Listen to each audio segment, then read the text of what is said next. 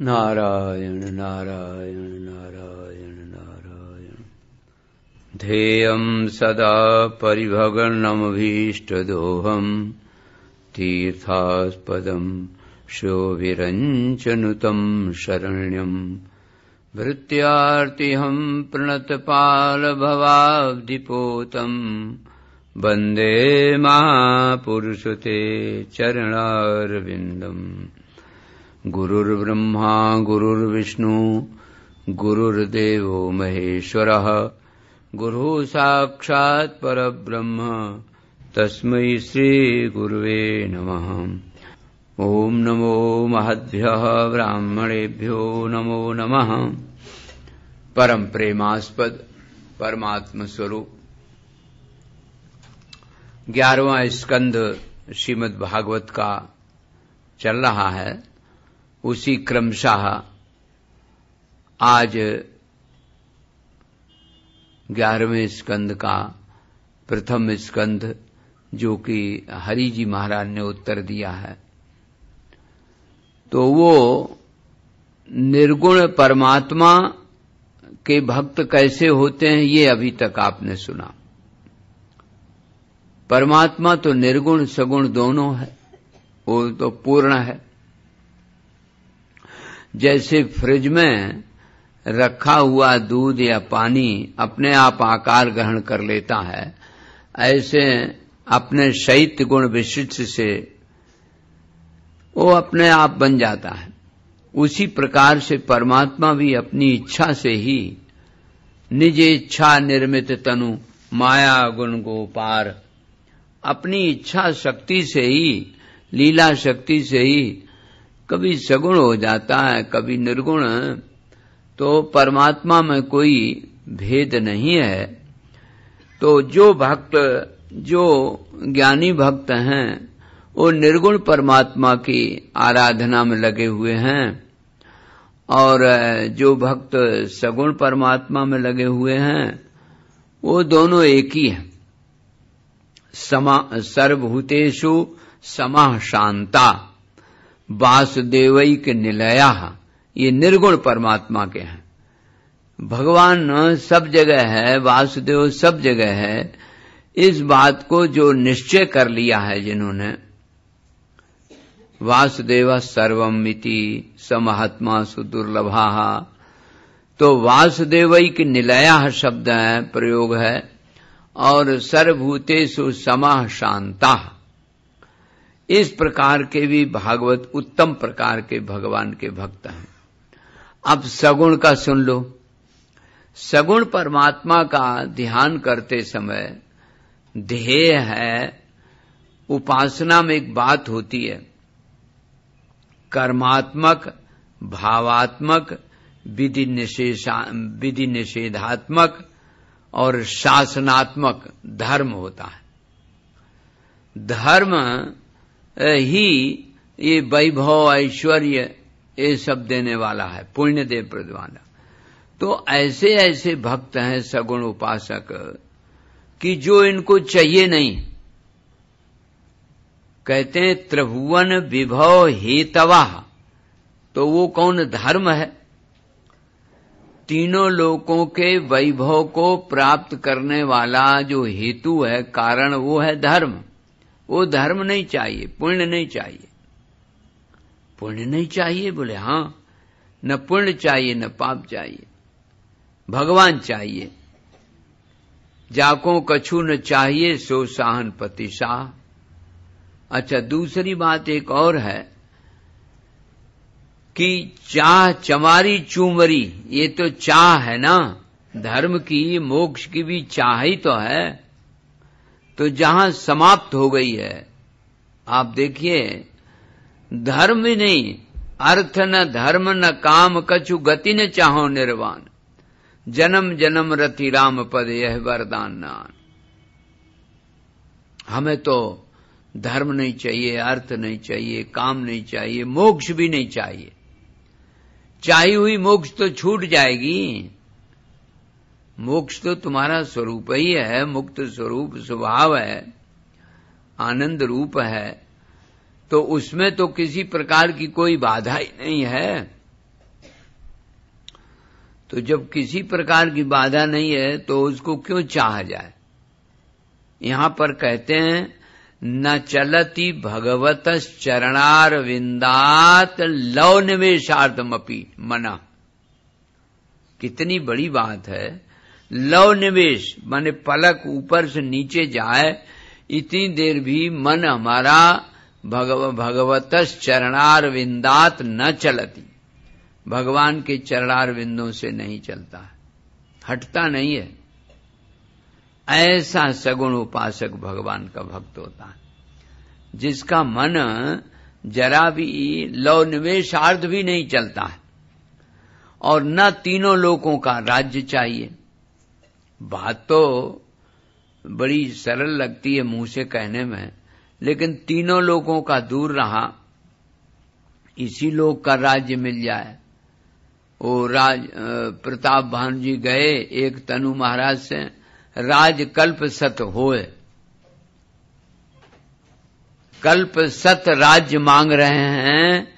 और जिस समय अभी आप लोग हैं चौराहे पे यहां से जाके भगवान मिल जाएं और कहें भाई मांग लो जो जो जिसको जो चाहिए, तो कहो लंबी लिस्ट है जरा फाउंटेन पेन निकाल लो। अभी तो ऐसे लगता है जनो हमें निष्काम सुनना है, निष्काम करना है, लेकिन बड़ा मुश्किल मामला। जब मांगने की आवत आती है तो मांगने के लिए कोई चूकता थोड़ी है। लेकिन यहां पर कह रहे हैं त्रिभुवन वैभव, तीनों लोकों का वैभव ऐश्वर्य मिल जाए, उसका हेतु जो धर्म है वो भी नहीं चाहिए। अर्थ न धर्म न काम कछु गति न चाहो निर्वाण, जन्म जन्म रति राम पद यह वरदान नान। तो बाली ने भी तो यही कहा, यही जोनि जन्मों कर्म बसता राम पद अनुरागो। जिस जोनि में हम जाएं अपने कर्मों के अनुसार, वहां भगवान के चरणों में प्रेम हो जाए, वो ये मोक्ष नहीं चाहता। यही जोनि जन्मों कर्म बस, अपने कर्मों बस जिस योनि में हम जन्में, अर्थात तो जन्म मरण चाहते हैं, क्योंकि ये तो नियम है ना, अस्ति जायते वर्धते विपरिणमते और अंत में नश्यति, अपक्षीयते और नश्यति। ये तो 6 चीजें हैं ही हैं। पहले कोई चीज बनती है, उत्पद्यते, उत्पन्न होती है। उत्पाद विकार संस्कार आहार आप्य विनाश। तो जितने भी विनाशी पदार्थ हैं वो तो उत्पन्न हुए हैं ना। ये जन्यम तन्नष्टम, जो जन्य है जो पैदा हुआ है वो तो एक दिन नष्ट होगा ही। तो ये सोचते हैं कि हम क्यों उसको लें, हम भगवान को ही न लें, सीधा भगवान को लें। तो भगवान के गुणानुवाद गाते हैं, गदगद वाणी हो जाती है। मम गुण गावत पुलक शरीरा, मम गुण पुलक शरीरा, गद गद गिरा नयन बहनीरा, गद गद गिरा नयन बहनीरा। भगवान के नाम मधुर मधुर मंगलमय नाम, उनकी मधुर मधुर मंगलमयी लीला, उनकी बाकी झांकी और उनके दिव्य चिन्मय धाम का आश्रय, ये भक्त को चाहिए। भक्त को नहीं चाहिए पुण्य, नहीं चाहिए कोठी बंगला, कुछ नहीं। भक्त तो भक्त है, जो विभक्त न हो वही भक्त है। एक प्रसंग गोपियों का आता है कि एक दिन मन में उसके आई, काम करते करते क्या बताएं नंद नंदन आ जाता है। यादो वने वहनने क्षण मार्जनादो, प्रेंखिंकनाभरुदिते क्षण लेपनादो। धन्या ब्रज स्त्रिय उरुक्रम नामयाना।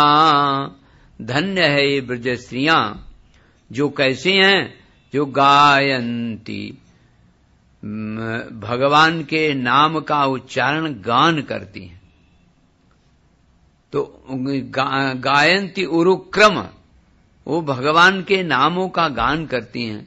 तो गान करते करते इतनी तन्मय हो जाती हैं कि गाय दोहने के लिए बैठी और नंद नंदन आया, दोहनिए ले गया। तो अब बैठी है, तो लो आ गई नंद। उसने कहा कि बैठी क्यों, दूहती क्यों नहीं? बोले तो है ही नहीं बर्तन। बर्तन कहाँ है? बर्तन तो लिए है। अब उसको होश आया, बर्तन तो हाँ यही लिया है, हम तो समझे नंद नंदन ले गया। झाड़ू लगा रही हैं, झाड़ू नंद नंदन आया, छमछम करता हुआ झाड़ू ले गया। ऐसा भाव है मन में, और झाड़ू हाथ में पकड़े। तो लो आ गई सास। सास माने सास ही सदा इति सास, जो हमेशा सांस न लेने दे बहू को। वो जमाना निकल गया अब, और हमेशा शासन करते रहे, वही सास होती है। आप लोग नहीं हैं इनमें से कोई, घबराओ नहीं। सास ने कहा कि झाड़ क्यों नहीं रही है? झाड़ू लिए हाथ में। बोले अरे हाथ में झाड़ू है, हम तो समझे ले गया। तो या प्रेंखनावरुदते क्षण लेपनादो, लेपन कर रही है गाय के गोबर से, और मालूम पड़ा जनो हाथ पकड़ लिया, बस हो गया, लेपन हो गया। तो बैठी आई। अरे बैठी क्यों है? कहा करे हम तो सचमुच में। तो ऐसी धन्य है ब्रज स्त्रियां, जो भगवान के चित्त में इतनी लगी हुई हैं। यादोहने वहनने क्षण मार्जनादो, प्रेंखिंकनाभरुदिते क्षण लेपनादो। लेपन में, झाड़ू देने में, दोहन में, बालक को खिलाने में लगी हुई हैं, लेकिन क्या उनका चित्त है? प्रत्याहृत क्षणम विषय तो मनोधित्सती अम्बिना। क्या विचित्र बात है। प्रत्याहृत्य मना, मन को खींच करके, बड़े बड़े योगी लोग विषयों से मन को खींचते हैं और परमात्मा में लगाते हैं। प्रत्याहृत्य क्षणम विषय तो यस्मिन् मनोधित्सति, जिसमें विषयों को खींच करके जिसमें मन लगाया जाता है। अरे ये तो योगियों का है। योगी लोग तो फिर गोपियां क्या करती हैं? गोपियां इससे उल्टा हैं। प्रत्याहृत्य मुनि क्षणम विषय तो यस्मिन् मनोधित्सति, बालेयम धित्सति मनः काहे विषयेषु, बालेयम विषयेषु धित्सति मनः प्रत्याहरन्ति ततः। ये उल्टा है। विषयों से खींचकर योगी लोग लगाते हैं। कहते हैं यस्य स्फूर्ति लवाय हंत हृदये योगी समुत्कंठते, मुग्धेयम तस्य पस्य किल हृदया निष्कांतमाकांक्षति। ये देखो मुग्धा गोपी, ये तो अपने हृदय से नंद नंदन को निकालना चाहती है। वो कहती है क्या बताऊं, थोड़ी देर के लिए अगर अलग हो जाए तो हम काम तो घर का कर लें। ये देखो उल्टा है मामला बिल्कुल। जी योगी लोग इच्छा करते हैं कि मन विषयों में न जाए, विषयों से मन को खींच करके परमात्मा में लगाना चाहते हैं। यस्य स्फूर्ति लवाय हंत हृदय योगी समुत्कंठते। बड़े बड़े योगी यतीन्द्र मुनीन्द्र सनकादिक जो जन हैं, वो चाहते हैं कि विषयों में मन न जाए, भगवान में चला जाए, विषयों से खींच करके भगवान में लगाना चाहते हैं, भगवान के चरणों में, और नहीं लगता है। कितना यस्य स्फूर्ति लवाए, थोड़ी देर के लिए भी। और बड़े आश्चर्य की बात है, मुग्धेहम किल पश्य तस्य। ये देखो मुग्धा गोपी की तो देखो विचित्र बात। कहा विचित्र बात, कब बोले हृदयाल निष्कांत आकांक्षति, हृदय से दिल से निकल जाए जरा देर के लिए तो काम धाम तो कर लें।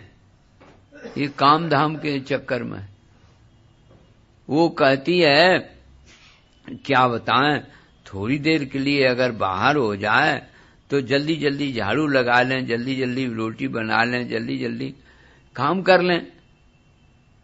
तो एकदम उल्टा है। एक दिन देवर्षि नारद जी आए ब्रज में, श्रीमन नारायण नारायण नारायण श्रीमन नारायण। तो देवर्षि की नारायण ध्वनि सुनी, एक गोपी प्राणायाम कर रही थी नदी किनारे आंखें बंद करके। कई बार नारायण नारायण बोले, वो तो बड़ा ध्यान में मगन थी। तो नारद जी ने सोचा कि ये कौन के ध्यान कर रही, किसका? पूछा कि गोपी गोपी, 2-3 बार आवाज लगाई, तुम किसका ध्यान कर रही है? अरे महाराज प्रणाम किया, कहा कि हमने सुना है कोई नारायण नाम का देवता है। कहा कि कौन? तो कि उसका ये ध्यान कर रहे हैं कि किसी तरह से अगर वो खुश हो जाए तो हमारे दिल दिमाग से नंद नंदन को निकाल दे, तो थोड़ी देर के लिए हम काम तो कर लें, इसलिए हम तो ध्यान कर रहे हैं। और ध्यान उनका भी कर रही हैं जो बेचारे मुक्त हो गए, उनके लिए हमें बड़ी तरस आती है। और तरस ये आती है, कहा क्यों, तुम हो कौन? बोले मैं तो मुक्ति हूं, इसलिए मैं ध्यान कर रही हूं कि भाई जो लोग मुक्त हो गए वो तो बेचारे इस लीला से वंचित हो गए।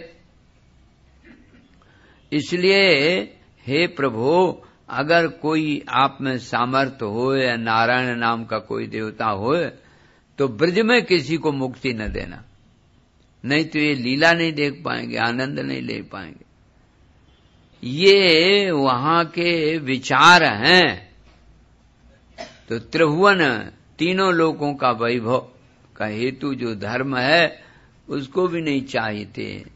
ये देखो, न चलती यस्य मना भगवता पदार विंदात, कितना बोले लव निमेषार्धमपि स भागवत प्रधाना। वो भागवत है, उत्तम प्रकार का वो भागवत है जिसका मन थोड़ी देर के लिए भी नहीं जाता। क्या विचित्र बात है, जिसके चरणों में लगे मन को खींचने के लिए गोपियां कहती हैं थोड़ी देर के लिए अलग हो जाए, और वो अलग होता नहीं है, इसीलिए आराधना कर रही हैं देवताओं की कि भाई कोई देवता ऐसा होए सामर्थ्यवान जो थोड़ी देर के लिए अलग कर दे तो हम कम से कम घर का काम तो कर लें। और योगी लोग क्या करते हैं, यस्य स्फूर्ति लवाए हंत, थोड़ी देर के लिए हृदय में आ जाए, यस्य स्फूर्ति लवाए हंत हृदय योगी समुत्कंठते। बड़े बड़े योगेंद्र मुनीन्द्र यतीन्द्र जन लालायित रहते हैं कि किसी तरह से हृदय में थोड़ी देर के लिए आ जाए परमात्मा, और नहीं आता। आइए हृदयाद निष्कांतम आकांक्षति, हृदय से निकल जाने के लिए इच्छा कर रही है। ये है भगवान के सगुण उपासक भक्त। एक भागवत में प्रसंग आया बड़ा सुंदर कि जिस समय ब्रह्मा जी ने देखा इनको खाते पीते तो उनको शंका हो गई, ये कैसा मधुर ब्रह्म है। क्योंकि असल में गोपियां बहुत बढ़िया बढ़िया स्वाद में भोजन देती थी, बहुत अच्छा, क्योंकि लाला जरूर छीनेगा तो कहीं ऐसा न हो का गला छिल जाए। तो एक थे उसमें पंडित जी मधुमंगल, तो उनके घरे तो बाजरा का लड्डू दिया गया था। तो उसने बेचारे ने सोचा कि लाला छीनेगा जरूर, ये तो अकेले राम जी थोड़ी तुलसी डाल के और अकेले एकांत में भोजन करें, ये तो सबके साथ, तुम भी ले हमें दो। तो वो एकांत में एक पेड़ की ओट में गया और लड्डू धीरे से खोला और खोल के मुंह में रख लिया। और भला ऐसी कौन सी जगह है जहां कृष्ण न देखते हो? देश काल और विदिशो माही, असकऊ कहां जहां प्रभु नाही। इधर उधर देखा, बोले मधुमंगल नहीं है।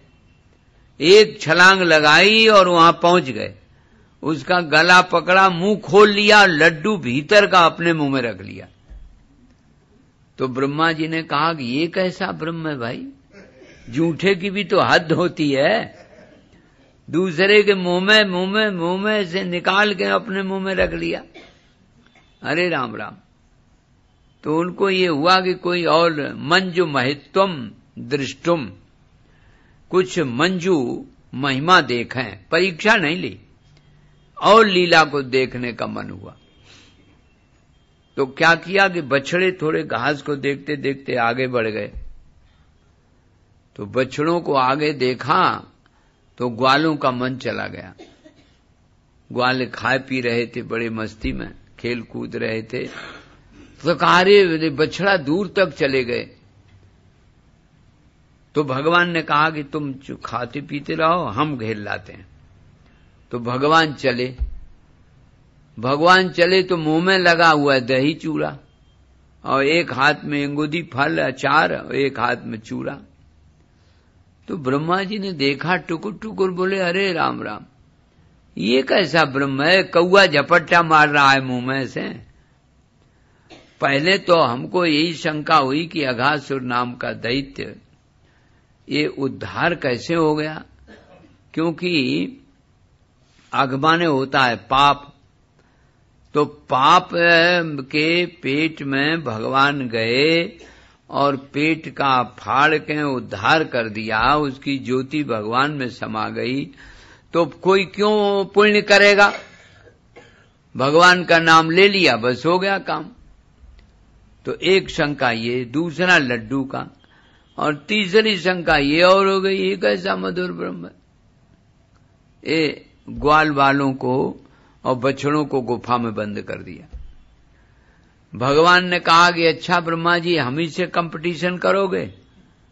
अच्छा तो बोलो तुम्हें कि सृष्टि बनाने में क्या क्या जरूरत है। बोले हमें पंच महाभूत चाहिए, प्रारब्ध कर्म चाहिए, और चित्रगुप्त जी को और बही वाले को बुलाते हैं, उसका लेखा जोखा क्या है। कहा कि तो हमें कुछ नहीं चाहिए, एको हम बहुत श्याम। और सब ग्वाल बन गए, बछड़ा बन गए, और वैसे ही ज्यों के त्यों बलराम को छोड़ करके, और किसी ने जाना भी नहीं। देख लो, तो इस लीला में मगन रहते हैं।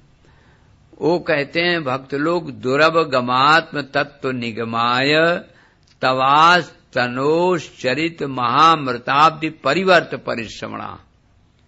श्रीमद् भागवत के वेद स्तुति में ये मंत्र आया है, 87वें अध्याय 10वें स्कंद का है, कि आत्म तत्व का तो जानना बहुत कठिन है। दुर्लभ गमात्म तत्व निगमाय, आत्म तत्व का जानना जरा कठिन है।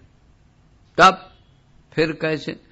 तवा तनोष चरित, तुम जो चरित्र करते हो शरीर धारण करके, मनुष्य का शरीर लेकर के जो चरित्र करते हो, उस चरित्रों को पढ़ के, सुन के, अनुशीलन करके जो हम अपनी थकावट दूर कर लेते हैं, अपने परिश्रम को दूर कर लेते हैं, आनंद में मग्न हो जाते हैं, वो कहां धरा है?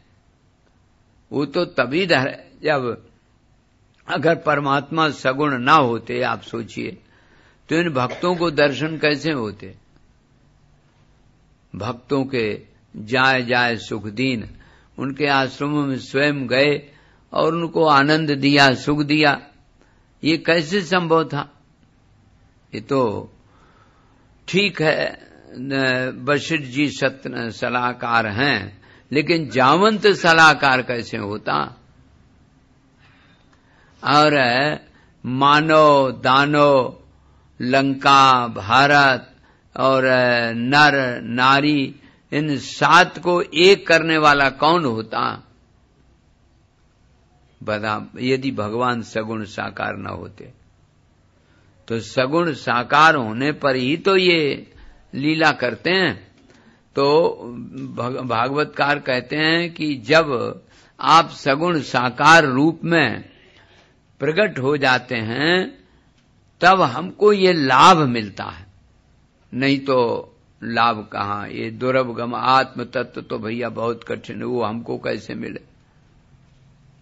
वो तो आप कृपा करके सगुण हो जाते हैं तब हमें ये मिलता है।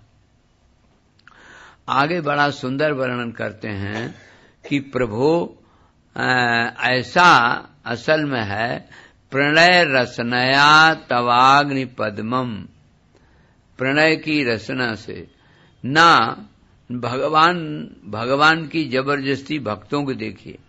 भक्त कहता है कि होते ना पातकी तो पातकी तारण कहाते क्यों? अगर पातकी दुनिया में न होते तो आप पातकी तारण कैसे होते? होते ना पतित तो पतित पावन कहाते क्यों? पतित न होते तो पतित पावन कैसे होते? होते ना दीन दीन बंधु कहाते क्यों? तो भगवान ने कहा कि अच्छा भाई, ये तो डिग्रियां हमें दुनिया से मिल गई। बोले इन डिग्रियों को सुरक्षित अगर रखना हो तो हम एक उपाय बताएं। तुम कहां ढूंढते फिरोगे दीन को, पातिकी को, पावन अपावन को? तो ये ढूंढने की एक झंझट हम तुमको दूर कर रहे हैं। वो क्या है? बोले वो मेरे मन में है सब, सीधे हमारे पास आ जाओ, चारों चीजें मिल जाएंगी। मैं पातकी भी हूं, अदम भी हूं, दीन भी हूं, सब हमारे में मिल जाएंगे। देखो भक्त की ये बात। भक्त कहता न विसृजति हृदयात क्षणमपि, न विसृजति हृदयात यस्य मनः, जिसका मन थोड़ी देर के लिए भी अलग नहीं होता है। कौन से? साक्षात हरि अघौघ नाशा। कहते हैं भगवान यदि चाहें भी अवसात भगवान विवश हो जाते हैं। भगवान यदि चाहें भी तो हृदय से अलग नहीं हो सकते। अरे न विसजति यस्य हृदयात साक्षात हरि रवसात, अवश हो करके। कौन? बोले अघौघ नाशा। अग के ओघ जो हैं उनको नाश करने वाले भगवान अगर चाहें तो भी अलग नहीं हो सकते। विसृजति न यस्य हृदयात, जिनके हृदय को छोड़ नहीं सकते। कौन? अवसात पीहितो अघौघ नाशा, चाहने पर भी पाप को निवृत्त करने वाले भगवान छोड़ नहीं सकते। कितनी विचित्र बात। ऐसा लगता है कि क्या भगवान बेवश हैं? हाँ बोले बेवश हैं। भगवान जिनके हृदय को छोड़ नहीं सकते। क्यों? बोले बात यह है, उन्होंने प्रणय रसनया धृताग्नि पद्मा, उन्होंने चरण कमलों को प्रणय रसना से बांध रखा है। यशोदा मैया ने जैसे बांधा था, ऐसे प्रेम की रसना रस्सी से उनको बांध लिया है। प्रणय रसनया धृताग्नि पद्मा, अब उनके चरण कमलों को बांध लिया अपने हृदय में, तो जब बांध लिया तब फिर उनसे कैसे अलग हो? उनसे तो अलग नहीं हो सकते। ऐसी किसी में दम होए जो प्रणय रसनया धृताग्नि पद्मा, भगवान के चरण कमलों को प्रेम की डोरी में बांध रखा है। तो अब अघौघ नाशा, भले वो अघौघ नाश हैं, पाप के समूह को भस्म करने वाला उनका नाम है, ठीक है, मैं भी मानता हूं, लेकिन वो चाहने पर भी छोड़ नहीं सकते। क्यों? धृताग्नि पद्मा, उन्होंने तो रस्सी से बांध रखा है ना, तो बंधा हुआ कैसे छोड़े? ये बस बात है। कितनी विलक्षण बात है। वास्तव में भगवान के चरण कमल छोड़ते ही नहीं है हृदय से, और उल्टा है। आप लोग कहते हैं क्या बताएं, भगवान में माला लेते हैं तो मन इधर उधर चला जाता है, अब मन लगता नहीं है। अब पूछो कि मन लगाया नहीं जाता? लगता है जहां प्रेम होता है। प्रेम तो करो, प्रेम एक बार उनसे करके देख लो, देखो परमात्मा कभी छोड़ता ही नहीं है। हरि रवसात अघौघ नाशा, संपूर्ण पापों को नष्ट करने वाला जो परमात्मा का नाम है, वो नाम जीव से छूटता ही नहीं।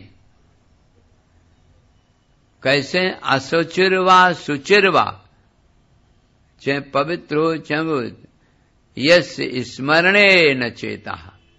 क्या विचित्र! हरि हरति पापानि दुष्ट चित्तैरपि स्मृता।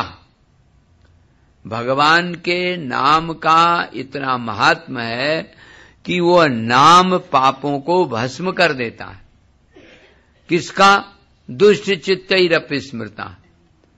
अरे भाई, जो बीमार है, बीमार रहता है, उसके लिए पूछा जाता है, और जो स्वस्थ है, तंदुरुस्त है, उसके लिए बीमारी की क्या बात।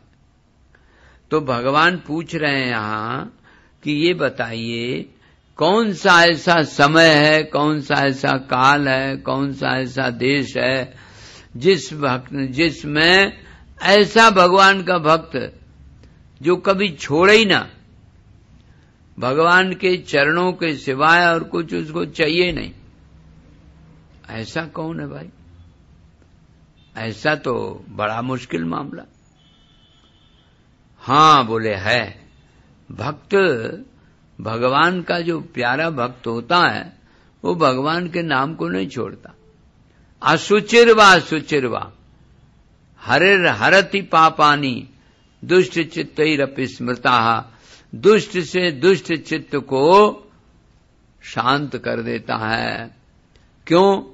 बोले जैसे, उदाहरण बड़ा बढ़िया दिया, अनिच्छयापि संपृष्टा दाहत्यो ही पावका।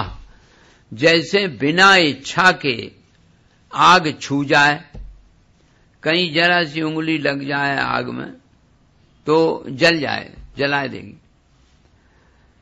तो जैसे अनिच्छा पर भी आग छूने पर जला देती है, इसी तरह से अनिच्छा होने पर भी भगवान का नाम पापों को ध्वंस कर देता। इतनी कंसेशन, इतनी सरलता और किसमें होगी? फिर भी भगवान का नाम नहीं लिया जाता। भाव कुभाव अलख आलसऊ, नाम जपत मंगल दिस दसऊ। कितना बार विवशहु जाकर नाम सुमिरहि, विवशहु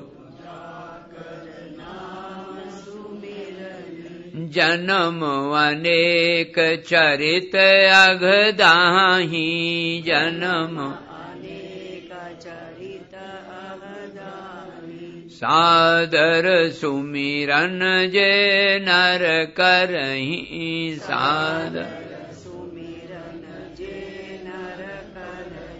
भववारिध गोपद इव तरहि, भववा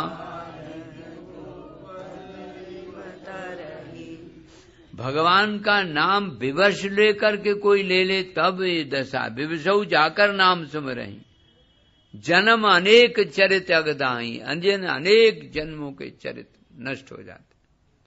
और कोई सादर प्रेम से जो कोई करे तो उसका तो कहना ही क्या। सादर सुमिरन जेनर करही, भव बारिद गोपदेव। जैसे भव बारिद है, भव सागर है, उसको गऊ के खुर के समान पार कर जाए, ये बहुत बड़ी बात।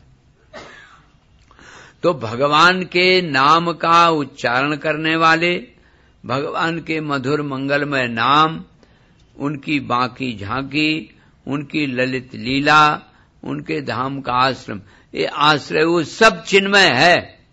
जैसे नाम, रूप, लीला, धाम चारों चिन्मय हैं और चारों जीव पर आते आते पाप नष्ट कर देता अग्नि की तरह। तो एक प्रश्न हुआ कि जब पाप नष्ट हो जाते हैं और फिर दोबारा जन्म नहीं होता है तो वो फिर जो कर्म वो कहाँ जाएंगे? एक प्रश्न होता है कि भाई ये हम भी मानते हैं, भगवान ने गीता में भी कई बार कहा कि न पुनरावर्तते पुनः, वो लौटता नहीं है। तो क्यों नहीं लौटता? तो उससे पिछले कर्म कहाँ जाएंगे? तो सगुण उपासकों ने तो ये कहा कि भगवान बड़े समझदार हैं, वो वहां जहां रहते हैं वहां कुछ है तो आए नहीं, गुम सुम ऐसे बैठे, तो वो आने नहीं देते लौट के, कि वहां जाके दुनिया में बदनामी हमारी कर देगा जाके, कह अरे वहां तो कुछ नहीं है, अकेले न जमुना जी है, न घास है, न गायें हैं, न कुछ आनंद है, न खेल कूद है, न रासलीला का मौका है। तो इसलिए वो आने नहीं देते हैं, वो जानबूझ के वहीं रख लेते हैं, कहते हैं अब यहीं रहो, न तुम जाओगे दुनिया में बदनामी कर दोगे हमारी, इसलिए। और ये सगुण उपासक कहते। दूसरे भगवान ये कहते कि देखो भाई बात एक ये है कि ज्ञानाग्नि दग्ध कर्माणम, ज्ञान की अग्नि से जब कर्म भस्म हो गए तो फिर कर्म बचे ही कहां जिनके कर्म बस। ये तो वो लोग कहते हैं जो सगुण उपासना करने वाले हैं, उनका तो ये कहना है मनुज चरित कर अज अविनाशी। अविनाशी परमात्मा मनुष्य का चरित्र करता है।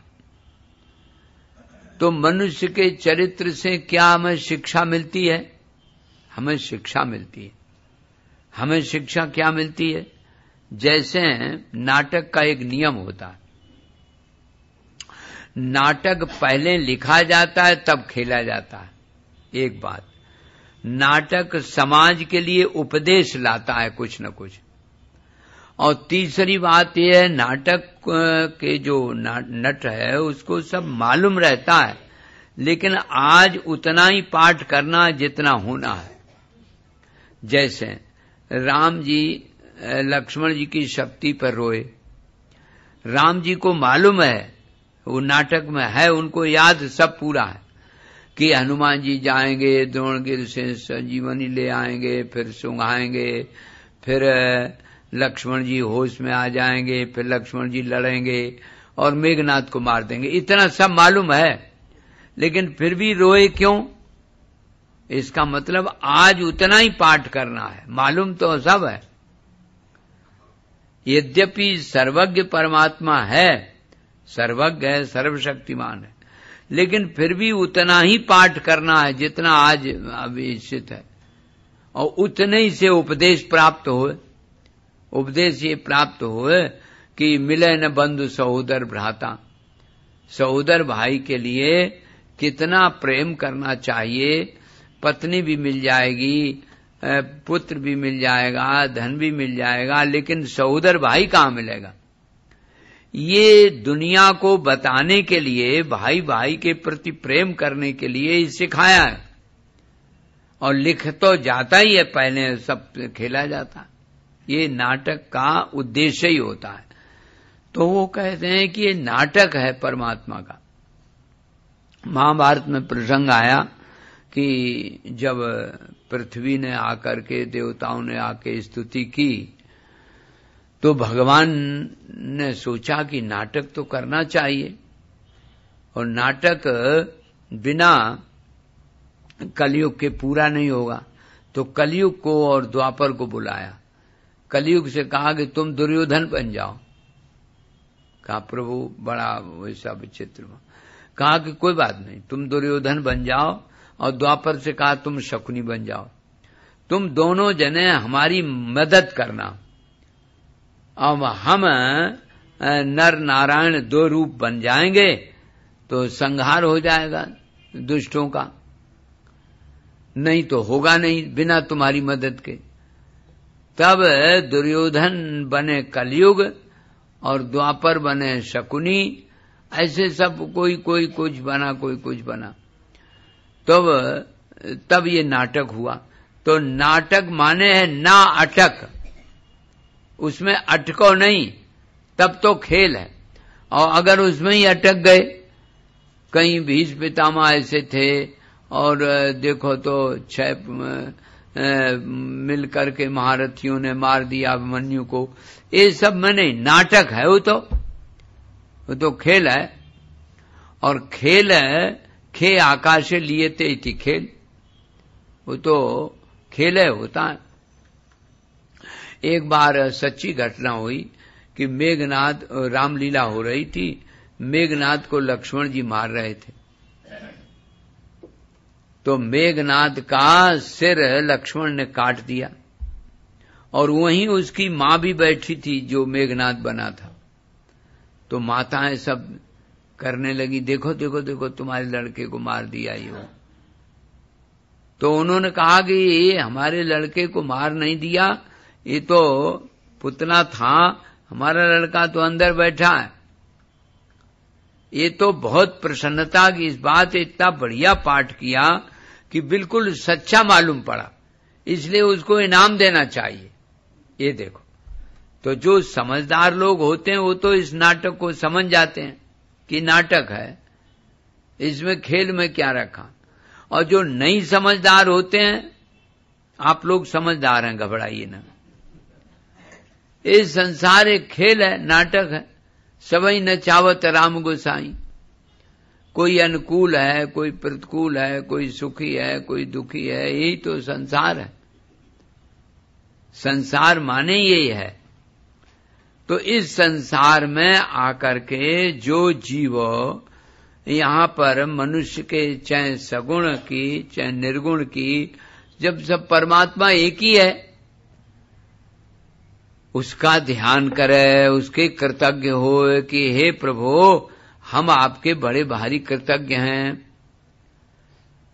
जब कृतज्ञता स्वीकार होती तो डिमांड नहीं होती, मांग। ये निश्चित समझ लो मन में, मुझको इतना ही क्या कम है, मुझको इतना ही क्या कम है, मुझको जो इतना अयोग्य हो कर भी, जो इतना आ जाता हूँ द्वार तुम्हारे, आजा जो न कहीं भी पा सकता था, जो न पा जाता हूँ द्वार तुम्हारे, पा जाता हूँ द्वार तुम्हारे। यद्यपि मैं सब विध मलिन हूँ, यद्यपि मैं यहाँ न कुछ साधन संयम है, यहाँ न मुझको इतना ही क्या कम है, मुझको इतना ही क्या कम। जो कुछ आपको मिला है उस पर संतोष रखने के लिए कि परमात्मा आपने बड़ी कृपा की, मैं तो इतना योग्य नहीं था, इतना सामान दे दिया। आपके बिना कहे सुने, बिना कुछ जाने पहचाने मनुष्य का शरीर दिया, बुद्धि दी, योग्यता दी, समय, शक्ति, संपत्ति, सामर्थ्य, योग्यता, 5 चीजें दे दी। इनके लिए आपने कौन एप्लीकेशन दिया था? अब मान लो प्रार्थना पत्र दे रहे हो कि ये दो, ये दो, ये दो, पहले तो नहीं दिया था, अब फिर बिना ही मांगे इतना दे दिया। तो बिना ही मांगे इतना दे दिया तो उसका कृतज्ञ होना चाहिए। तो कृतज्ञ तो होना दूर रहा और कृतज्ञ और होते, और मिले और मिले और मिले। परमात्मा एक बात जान लो कि वेदांत सनसन करता है। परमात्मा ऐसा है, वो हमारे आत्मा के रूप में अनुभव होता है, वो पूर्ण है, सर्वज्ञ है, सर्वशक्तिमान है। और जो सगुण उपासक हैं उनका ये कहना है कि यदि परमात्मा सगुण न होता तो जामवंत को कैसे सलाहकार बनाते, हनुमान जी को कैसे मिलते, ये जितनी उन्होंने लीलाएं की हैं वो कैसे हो पाती, सभी आश्रमों में जाए जाए सुख दीन, ये कैसे संभव था। इसलिए वही परमात्मा जो निर्गुण है, निरीह है, निर्विशेष है, वही परमात्मा जैसे फ्रिज में अपने आप आकार बन जाता है दूध का और पानी का, ऐसे परमात्मा अपनी इच्छा से हो जाता। तो उनको भक्तों को सुख देने के लिए वो दुष्टों को दलन करने का कारण नहीं है। दलन तो अपने संकल्प मात्र से करते हैं, उसमें कोई बड़ी बात नहीं। वो भक्तों की भावना को पूरा करने के लिए भगवान प्रकट होते हैं। भगवान का चाहे प्रकट हों चाहे अप्रकट हों, चाहे आत्मा के रूप में हों और चाहे मनुष्य के रूप में हों, मछली के रूप में हों, कछुआ के रूप में हों, जिस रूप में हों, लेकिन आपको तो ये देखना है कि सब रूप में भगवान ही है। इसीलिए तो उन्होंने अवतार लिया, खासतौर से माताओं के लिए। माताओं के लिए इसलिए लिया कि जैसे मान लीजिए किसी के देवता जरा नाराज जल्दी हो जाते हैं तो समझो हे प्रभु आप नरसिंह भगवान के अवतार, और जरा ज्यादा नहाते धोते हैं तो समझ जाओ कि बहुत गंदे कीचड़ में रहते हैं तो समझ जाओ शूकर भगवान, मछली भगवान हैं, भगवान ही। और बहुत वजन ढो लेते हैं और बहुत हल्के होते हैं तो, और बहुत लंबे हैं तो उरुक्रम भगवान है, बहुत छोटे हैं तो वामन भगवान हैं भगवान ही। और बहुत जल्दी नाराज होके डंडा उठाने लगते हैं तो परशुराम भगवान हैं भगवान। अपने पति में परमात्मा को देखने का कितना सरल तरीका भगवान ने अवतार ही इतने लिए। और गुम सुम रहते हैं तो बुद्ध भगवान, बड़ी मर्यादा में चलते तो राम भगवान, आज छेड़छाड़ पसंद है जरा तो श्री कृष्ण भगवान। देखो अपने से आ गया। तो ये इसलिए उन्होंने अवतार धारण किए जिससे आपको हर अवतार में एक लीला का दर्शन हो जाए। परमात्मा तो सत्य निर्विकार निराकार है, वो अपनी आत्मा के रूप में नित्य उपलब्ध है, उसको कहीं ढूंढने थोड़ी जाना, वो तो यही है, अभी है, ऐसे ही है। मैं के रूप में मैं आत्मा हूं और आत्मा साक्षात अपरोक्ष है। मैं ही आत्मा ब्रह्म सच्चिदानंद संपूर्ण प्रपंच के अधिष्ठान के रूप में मैं हूं। ये निश्चय होने के लिए जरूरी भगवान कभी सगुण हो जाते हैं। चलो मन नहीं लगता है तो सगुण में लगाओ, वो तो आकार देखो, अगर आकार में है। भगवान ने बहुत प्रयास किया ब्रज लीला में कि स्वरूप का दर्शन हो जाए, लेकिन नहीं हो पाया। एक वाक्य केवल कुरुक्षेत्र में बोले भगवान, क्यों?